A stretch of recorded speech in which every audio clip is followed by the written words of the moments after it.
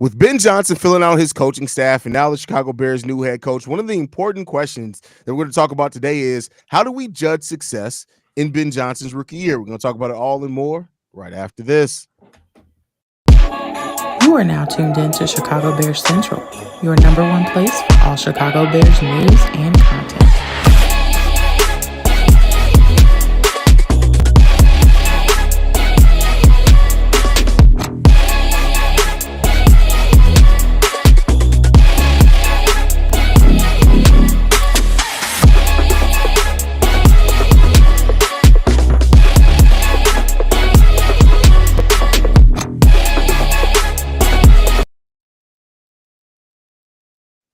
What's going on, Bears fans? Welcome to another episode of Chicago Bears Central, your number one spot for everything Chicago Bears related. We got C-Dub, Bobby, myself, Haize in the building today, and hopefully none of y'all become victims because I still am on demon time. But with that said, one simple question I want to talk about today, guys, is how do we judge Ben Johnson's rookie year coming into the season? Do we judge it based off the expectations that we had coming into this year, which was making the playoffs, contending for a wild card spot? Is it a new set of expectations that we're going to judge it by, or do we just need to see improvement over what the Bears had last year? There's a lot of different angles that we can take on this.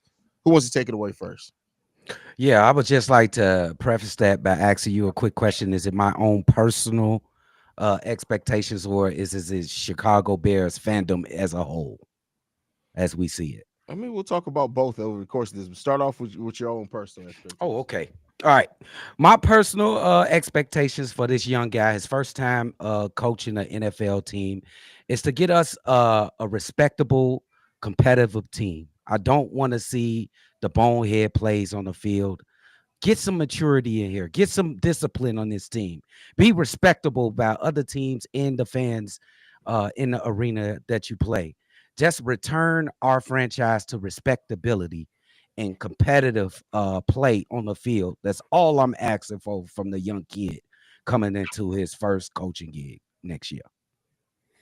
For sure. I ain't mad at it. For me, my personal expectations is gonna start off with wins. I think that for me, when we talk about the Chicago Bears, we've been talking about how good the defense is, how much talent we have all around. But I need these guys to come in, especially Ben Johnson and the guys that he's bringing along, to come in and change the culture, but also have that culture change show us something different on the football field. So I'm adding on game management on what my expectations are for Ben Johnson. He's a guy that had a successful offense in Detroit for the last few seasons, and I'm pretty sure he's been in some tight games. We've seen that they over there and been in some tight games and were able to win.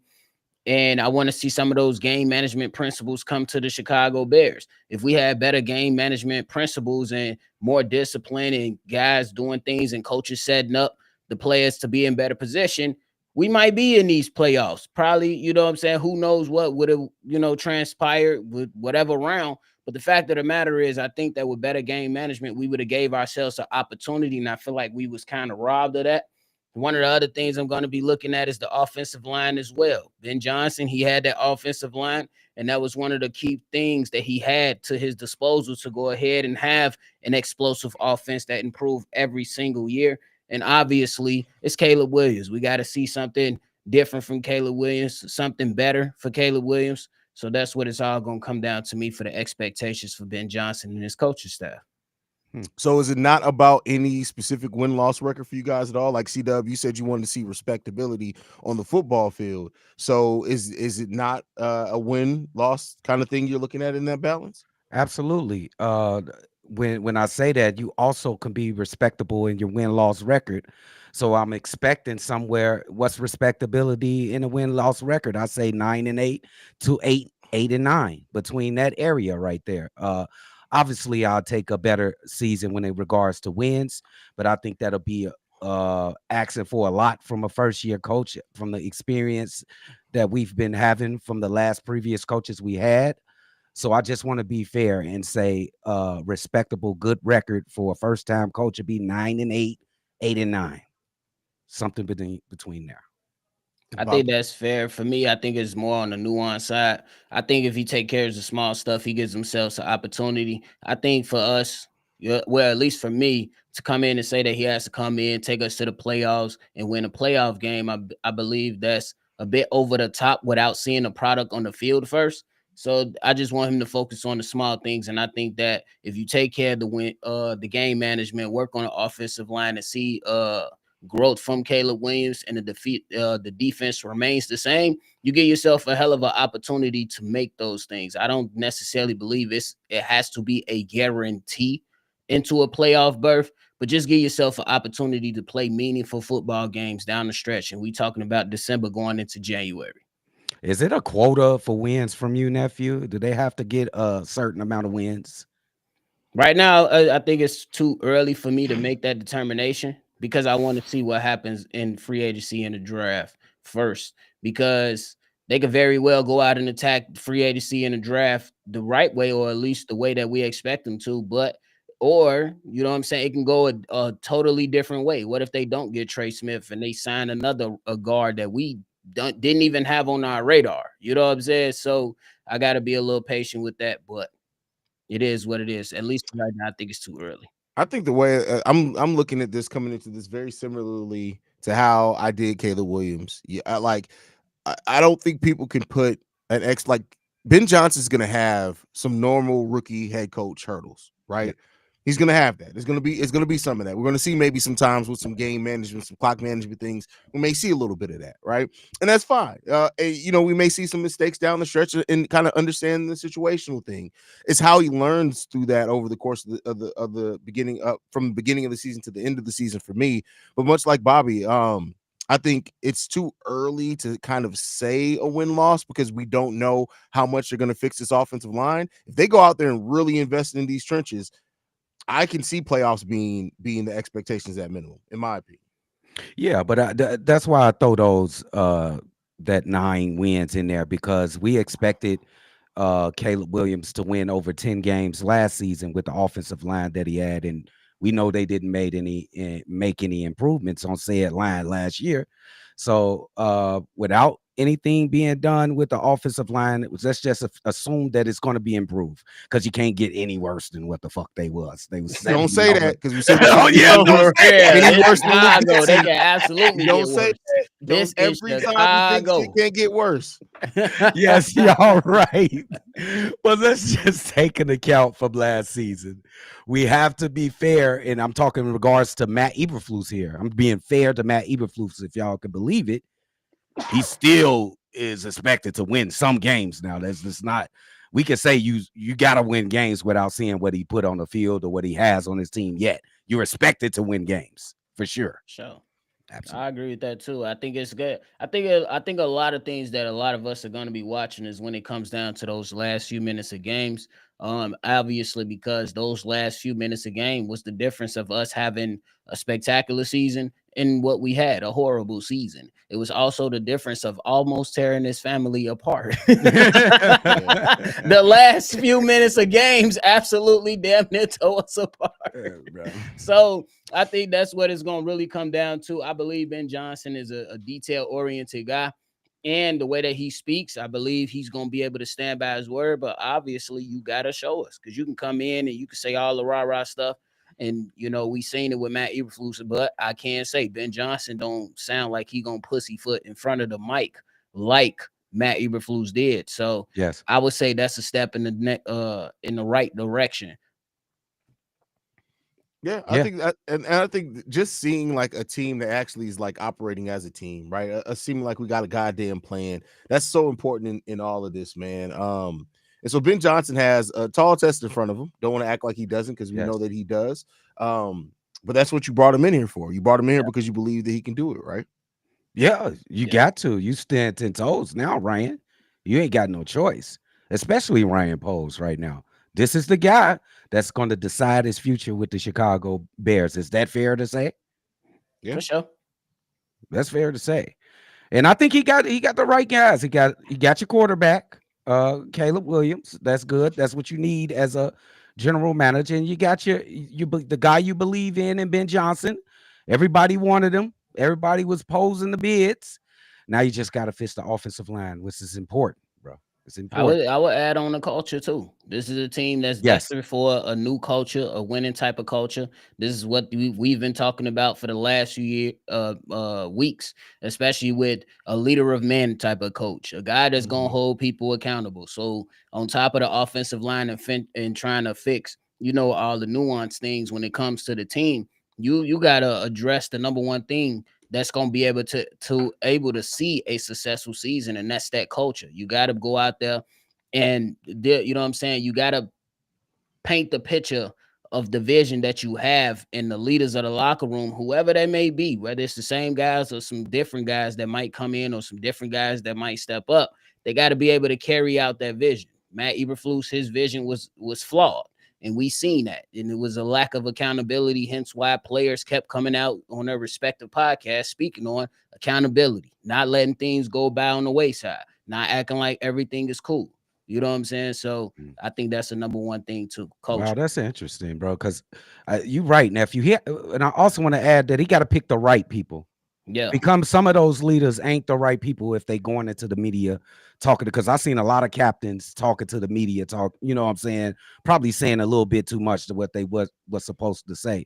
I yeah. wanted to ask both of you guys, do y'all believe he's a leader of men from the little bit that he's seen, or y'all just like it and y'all want to see more if he's really a leader of men? I like what I've seen. I like what I've seen, but of course, you like everybody can seem like a leader of men in a press conference. You got to see Right. when we on that sidelines in that game where the game is 11-14, and we trying to get, like, you got to see it in that area. So what I've seen so far, very promising. I'm very hopeful. We just gotta wait to see when we on that field. I agree with that too, because I think that if you talk about like those moments, even in the press conference, looking over to his players and pretty much, hey, these are my expectations. You know what I'm saying? This is how we're going to coach you guys. Now you have to follow through. You have to follow through. Matt Eberflus came through and said, we're going to play hard. We're going to have intensity. We're Oh, I going to like that. take care of the ball. We're going to do this. We're going to do that. He didn't follow through. He didn't follow through. That was that Hmm. and that, I think, what determined that he's not a guy that followed through with the expectations was set was after the Washington game. Your season was not over, but they act like it was.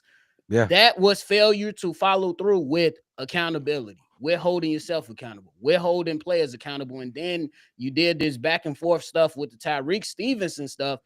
That threw people for a loop. Yes. It was either you was gonna bench him or play him. What the hell? This ain't college. We ain't Right. gonna just keep him off for a series and Mhm. then put him in. That's stupid. It looks So we stupid. gotta hope that Ben Johnson and his staff follows through, because I seen Antoine Randall Will hype up his players, support him, surprise him with Pro Bowl things like that. But it's different when you go from an OC to a head coach. I absolutely love the way you put that. And Ben Johnson set the tone, and he said it in front of the whole world, in front of the media, right to the players. Now he got to stand behind it when it's like in the mini camps and training camps when it's 100 degrees outside and men getting frustrated and irritated and they don't want to hear your mouth. Let me see how you be a head coach. Let me see how you really a leader of men, or them games that the game is tight and somebody making a mistake. Is you gonna berate those guys or reprimand those guys right there on the spot? I want to see. You said that. Let me see him stand on 10 toes. I like what I'm seeing though. I First of like all, let's congratulate C-Dub rocking the hood up and the hat combo. That's elite uncle Bro, right it there. look like he about to call a That's zero elite blitz. territory right there, bro. How you look like a hood Jedi? Hey, could y'all believe I never watched Star Wars one time, bro? Ever. It's What? crazy. I never watched one Star Wars That's movie. Well, crazy, that's bro. because that's Nothing. because It's some you're good 40 movies. years older than Star Wars. That's like before the time How you nigga watch Star you Wars, you wa- bro? you watch Flash Gordon, huh? That's what you was on. Hey, hell yeah, I watched Flash Gordon. Yeah. What's wrong with y'all? Man.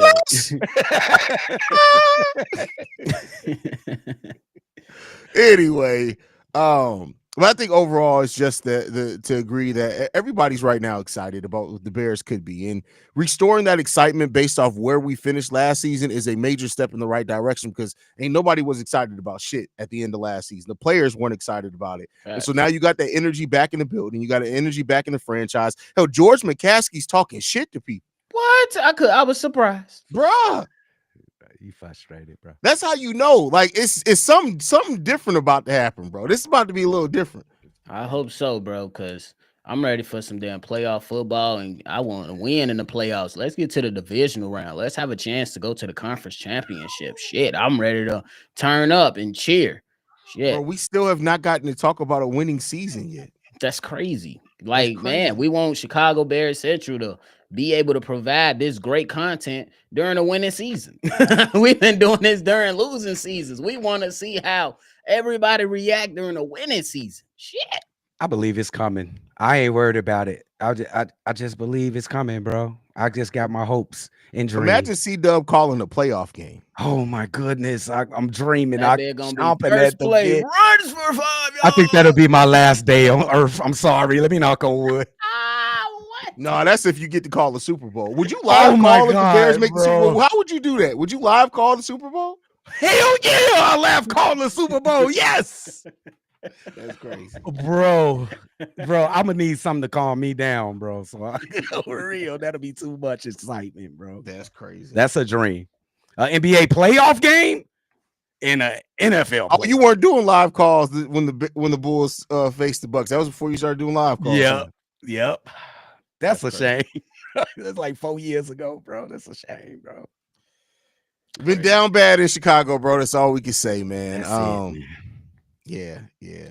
Hey y'all, I got a question for y'all, bro. This Ashton Genty stuff. That's all I've been seeing on X on my timeline. Mm-hmm. Is y'all cool with this? Is we shitting on it? I'm shitting on it. Please no. Me and you've had this conversation off air before, Dub, and I think it's this. And don't let me put words in your mouth. Please correct me if I'm getting to a different place. But like, I know you've raised concerns about it before on how the fan base will take it, and I'll say this. If you add a weapon, the problem isn't that the Bears added weapons last year, is that the Bears added weapons and traded assets to add more weapons while not also addressing the offensive line. If they address the offensive line with like a Trey Smith and then you go out and get 2 other starting caliber offensive linemen in the second round, I don't think people are really on trip if you draft a running back in the first round. But you, regardless of whatever you do, that offensive line has to be addressed. It has to be addressed. Yes, I agree with absolutely. that. Because I think that, like, for me, I don't think Abdul Carter is going to be available. I don't necessarily know if Will Campbell is the guy that, you know what I'm saying, the Bears feel like is a number 10 pick. And I think for me, I think right now I'm so against it because I need to see what happens in free agency. Because to your point, Haize, if the Chicago Bears attack free agency with great intent and get some solid starters, I'm not talking about a Coleman Shelton who was a backup. Not talking about a rotational guy in Ryan Bates. We talking about actual guys who are like who can come in and start right away. Yep. If that's the case, then I'd be like, hey, at number 10, you can definitely go best available, but you gotta set it up the right way. And I think that you will be in good hands because very well, a lot of people are saying about this draft that the trenches are deep in this draft, and there's not like a Joe Alt or somebody like that at left tackle or tackle position available, at least from the early predictions from the people that's doing the scouting. They don't believe that there's a top-notch left tackle in here like a Joe Alt in this draft. So you could very well go best available, but you got to set it up perfectly. Well, not necessarily perfectly, but set it up in a great way during free agency. So I got to see it before I fully lean into that idea. I think we all on the same track. I just think we need to address the main problem that's been causing us problems for the last 3 years. And if it's addressed enough, then at 10, then I'll back off. But Joe, you got to address the problem. That's enough. That's enough of these years, bro. That's enough. We got to address the problem that we have, bro. Monsters of the Midway. I don't know where you're getting that the trenches aren't deep. This is like there are some top end talent, but basically you can get starting caliber offensive linemen in the second round. That's why that's why a lot of mocks are saying, well, yeah, there are some offensive linemen that are clearly going to go in the first round, but the gap between them in the first round and the second round is very small by most draft experts. So no, this is a pretty deep trenches draft. This is a trenches heavy draft. Yeah, so, that's what I've been hearing too. So same thing. Yeah, I think that the Bears can get, and there's going to be that initial reaction. That's why I said it's like, what else have the Bears done? I personally want to see, and I've said this for a while, one key signing on that offensive lineman as far as a veteran. I would like to see it be a center. But listen, if it's somebody like Trey Smith, I'm not mad at it. But then I want you to address like You got a pick in the first, 2 picks in the second. I'm not too mad if those 2 picks in the second round are offensive linemen, and then you take the running back in the first round. If that's what you want to do, but you got to be damn right. And like I said this many times, and no offense to Bears fans that are in here, but the Bears can't do shit to try to appease y'all. They got to do shit that they feel is right for the team. Because I'm telling y'all, I know Bears fans have been part of this community way too long. If the Bears drafted an offensive tackle in the first round and then Genty went on to have an amazing season, they'd be like, see, we could have just got it in the second round. We could have, we did it again. We made the wrong choice again. They're doing it now. They're every year y'all got buyers. So no offense to y'all, but the Bears don't got to do shit that y'all think they got to do. They got to do what's right about this team. And I don't mean that to offensive to anybody. I just mean the reality of that, because y'all are some bipolar motherfuckers, bro. Haize, they doing it now. They was like, we could have had Saquon Barkley. Guys, Saquon wanted to go to the Eagles, guys. Like, he was not coming to Chicago. Like, we weren't getting no guys, Saquon calm Barkley. down. It's okay. You never had a chance. And they do it with every sport, bro. I remember when people was like, oh, they're trading Rudy. They're going to try to trade Rudy Gobert. We can get him cheap. Like, how the fuck you going to get him cheap? What? How we going to get him cheap? Because they clearly want to trade him. They'll trade him cheap. What he go for? 4 first-round picks? And I was sitting there like, that's not cheap. What? Well, why we get the discount? Why we get the discount, bro? Listen. Chicago sports fans really be thinking that they gonna will themselves for some shit to happen, bro. Yeah, bro. And then when they get the shit, like I said, I told you, one of these days I'm gonna pull the receipts just because I'm petty. Yeah. There was motherfuckers literally that left when we had, it was me, Big Kev, and I think it was either you, Bobby, or Steve-O. We had a brief conversation on the live stream if the Bears should consider taking Jaden Daniels over Caleb Williams. And there were so many people in that video. Why are we even having that conversation? It's clear Caleb Williams is the haul. Those same motherfuckers. Same people. Oh, they got it wrong. We should have always drafted Jaden Daniels. What? Y'all ain't playing fair, bro. Y'all ain't fair, bro. I don't think that some of y'all realize that with a click of y'all profile, we can see every comment you ever left on the channel. Some of y'all be contradicting yourselves like a motherfucker. Oh, bro. That's facts. No cap detected. It's crazy, bro. It's crazy. But we love y'all anyway. We love y'all though. We absolutely love y'all. That's why I said this ain't necessarily coming at nobody. We love y'all. I'm just saying that as a fan base. I'm saying I'm including all of us in that. Some bipolar motherfuckers. That's all I'm saying. 100%, 125%. So it is what it is, man. We'll see. Rod D says, when is the Dennis Allen hire? Well, according to some, Dennis Allen is in Chicago. That's all I'm gonna say on that. He's in Chicago right now, so it could be any day now. They could be waiting until Monday to announce it. So we'll see y'all in a little bit. Listen, Chicago Bears, wait till the last playoff game at like 11 p.m. Yeah. We have officially, you motherfuckers. I was just laying down to go to sleep. What? Just getting ready to lay down a little bit, bro. My expectation is just for us to play to win instead of playing not to lose and fix our line. If not, watch yourself in my drip voice. Hey, watch yourself, brother. Watch yourself. So it is what it is, man. We appreciate y'all for tuning in, especially in the midst of playoff football. We about to let y'all go back to having y'all day. Any last words, fellas, before we get up out of here? Damn, Jaden, you got that ass whoop. Shit. Hey, he thought he was gonna have that storybook rookie season. They said this ain't no movie. This ain't no movie, fella. I'm interested in this Super Bowl. It could go either way with this next matchup. I'm anxious to see if the three-peat gonna still be a chance, or is Josh Allen gonna rise to the occasion. Y'all tune in to this good playoff football, and y'all make sure y'all hit that like button and subscribe before y'all get back to the. Hold on. Before we leave, Bobby, Steve-O. There's been a lot of questions asked about an NFL Central. I said it before. If it is one, that's gonna come down to you and Steve-O. I was thinking about it, so me and bro gotta talk. All right, we can make sure we get a schedule together. Shit, that's gonna be fire. Hey, bro, listen, we're gonna be arguing a lot. y'all gonna have to get coach. Y'all gonna have to get Coach T involved in that. That's all I'm saying. For real, that'd be lit. You just couldn't help but we ending the show. You couldn't wait 3 minutes. That was fire, bro. It's football Sunday, bro. It's championship Sunday. Negro One Kenobi. Make sure you guys are following us at Shop Bear Central. You can send us any feedback, questions, comments, You concerns. coughing. Bro, I'm still sick as a motherfucker. ShopBearCentral@gmail.com. Lastly, if you want to leave a text message and our voicemail for the mailbag, the number to do so, 773-242-9336. We're the number one spot for everything Chicago Bears related. Chi-Town up, bear down, y'all. Peace.